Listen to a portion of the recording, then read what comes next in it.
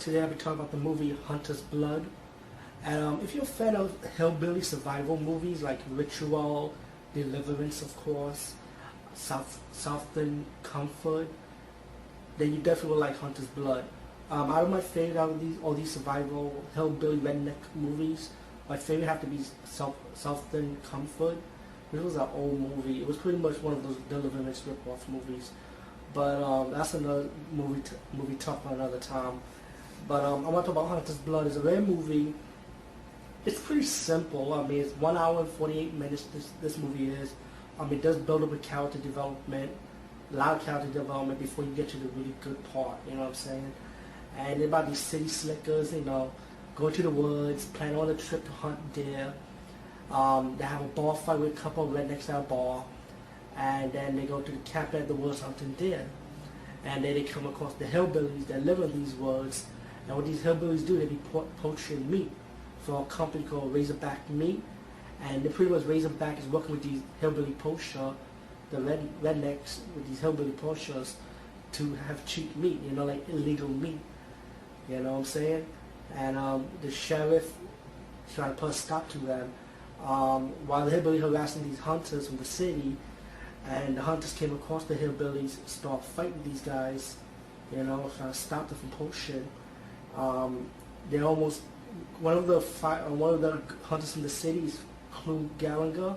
You know Clu Gallagher. You know who he is. His son directed the Feast movies. Plus, Clu Gallagher had a lot of movies. Basically a lot of people know him for being the old guy from Return of the Living Dead Part 1 and Part 2. So most people, the younger from that new school, if you're old school, you know him for his cowboy movies. Also, one of the hunters, the villains, is Billy Drago. He was more like a side character in this movie. He's not like the main guy. The main villain in this movie is Red Beard, who's the leader of these hillbillies. And anyway, while the hillbillies or rednecks, whatever you want to call them, harass these city hunters, trying to pee on them, hit their car, making threats about molesting them and killing them. One of the city slickers stood up to them, and the hunters walk away. And like this scene here with the fight scene, the sheriff was able to stop the fight and arrest all the hillbillies for poaching. Now one of the hillbillies shot the sheriff, 2 of them, and the hillbillies escaped. Now what do you think the hillbillies are going to do? They're going to hunt the hunters now and kill them and gut them and molest them, because that's what they want to do. But they never had a chance to do the molesting part. So one of them died, if I'm corrected.